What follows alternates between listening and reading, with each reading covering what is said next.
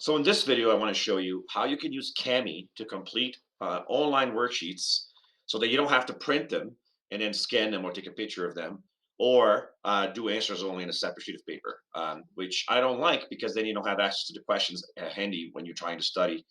But sometimes it's the only way to go. But you can also use Kami. So here I have a pogo that you might want to do as a way to access your learning. And usually at the very top right, if it's a file that lives in Google Docs, at the top right, you will usually find a place where you can download that file. So you can hit that download button. And when you do that, it should save it. Now, it looks different for you than it does for me because um,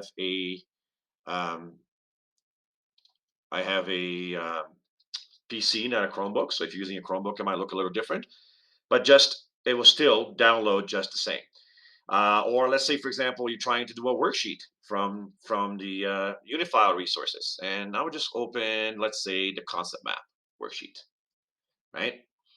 So you can use this one as well, and you can do the same thing with it. Once it loads up, you can just download that worksheet. Now, while that's loading up, because my internet's kind of slow because I'm uploading a video at the same time, you can also go to Kami, right? Now, Kami is a website that you should have access for free. It's a digital classroom hero, is what they call it. And you can use your Google account to log in for the first time when you do that. So looks like the concept map loaded up here. So I'm going to download this as well. Now, when you have a doc or a Google Doc that you want to download, you got to go to File, and then from here, you can usually download. Except it says I'm working offline because my internet's so slow that it's not letting me do that right now. But usually, there you go. Now it's up. You can go to Download, and then choose the format that you want to download. And it doesn't really matter which format you pick in terms of Kami, but I'm just gonna make it a PDF, make it into a PDF, and that should automatically uh, screen will pop off once it's ready. And again, you can save that. All right, so now I have these two documents that I can upload to Kami as an example of how to download that as soon as Kami is ready to go. All right, so you would go to kamiapp.com and hit sign in. And once you are given the choice, you can choose a Google account. Now, I've done that before, so it automatically knows to use my Google account. So I'm just actually going to log out to show you how that actually looks like. So you want to continue with Google, and then you can just pick your student account to log in, your district account. You're going to have to allow it the first time you log in, so to access your drive so that it can actually do what it does. So you can upload files from your drive if you have them on your drive. But you can also upload them from your computer. And since I downloaded them earlier, I should be able to find them over here. So there you go. Let's start with this concept map. When you upload the concept map, now you can see that it's on Kami. But the cool thing is that here on the left side, you have a text box that you can use. So now you can actually go in here and type your answers. So it's not straightforward or easy to do. Let's figure it out one day. How can I start here? So they are grouped into eukaryotes and prokaryotes, and then this side is going towards bacteria. So I'm going to call this the prokaryotes. Prokaryotes. And here, so since I already did that word, I'm going to get the little writing tool, and I'm just going to, mark off the prokaryotes because I'm good with that word. Back to the text tool, and I like to use a different color, by the way, when I'm answering it, because that way it pops my answers. And then let's see, you can put eukaryotes here, right? And then maybe scratch off the eukaryotes because I already used that, which are also called bacteria, that they can have something that some eukaryotes also have. They're talking about a cell wall. So I'm going to put that in here. Yeah, doing these concept maps can be challenging. It's a really cool activity to review before a quiz or something like that to see that you know your stuff. Anyways, you would keep going with this. Now, once you're done with it, you can save it to Google Drive if you want to, uh, um, which is how I would do it. because then you can upload the link to Schoology as a proof that you've done the assignment. So you can then share this document, right? You can grab a link and share the document too. You can do it that way. But if you now have it on your Google Drive, you should be able to find it in the Google Drive and put that link on where you're going to turn in this work.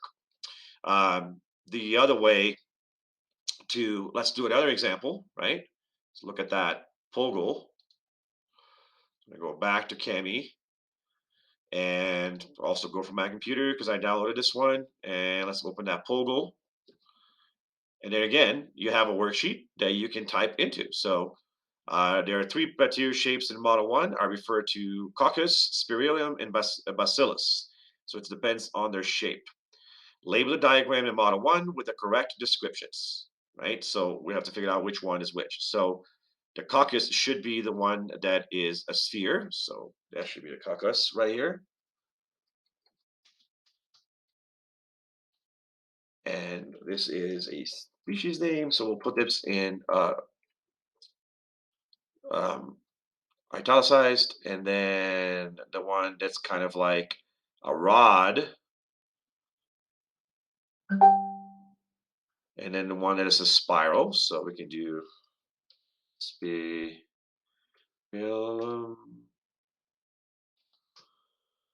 and then the one that's a more rod shape, which is the bacillus. And you can click again on the box you already had clicked to fix something if you want to italicize like I just did. Now, what is represented by the small dots found in the bacterial cells? So it looks like those are ribosomes. What is the name of the outermost layer that forms around the outside of each cell? So let's see. The outermost layer, it's not the cytoplasm, that doesn't work. But it looks like all of them have this thing called a cell wall that's on the outside, or a cell membrane. But the cell membrane is the first one. They also have an outermost that is the cell wall. So I'm gonna go cell wall. So see, you don't actually need to know the answers. It's all in the diagram. It's all about extracting information from what's given to you. So this is why I really like the Pogos, because they teach you as you go along. How is DNA described and what does this mean? All right. By the way, there's information usually sometimes inside of the paragraph that you're supposed to read as well. So DNA is described as a free floating. Okay. So it's called free floating. It means it is not protected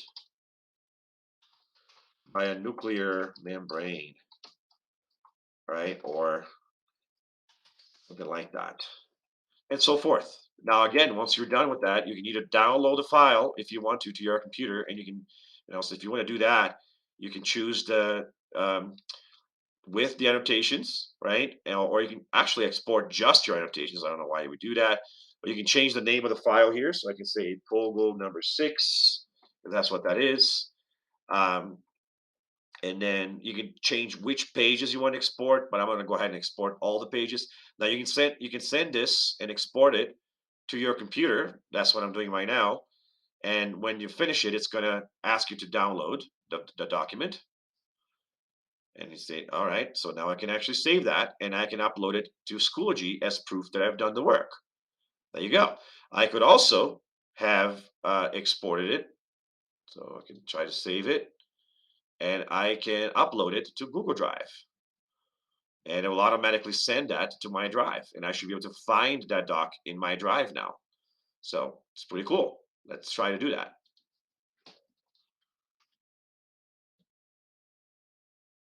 So it actually should be on your main folder there. Cami uploads, right? Should be on your main drive. Oops, clicked on the wrong one there. So there you go, Cami uploads. And there it is, the concept map that I did earlier, and now the Pogo. And so if I wanted to upload this to Schoology, I could download and upload the file itself, or I could actually get a link to this file, make sure it's shared so that anyone with the link can open it. I wouldn't necessarily make them editors, maybe just a viewer. So that although if it's for a teacher, I definitely make the teacher an editor so that they can put comments on the file if necessary. So you can copy the link, and then you can go to Schoology and turn that in. And I'll show you how to do that on a separate video. So So there you go. This is using Cami to write on worksheets, so you don't have to print them if you can't print them or don't want to.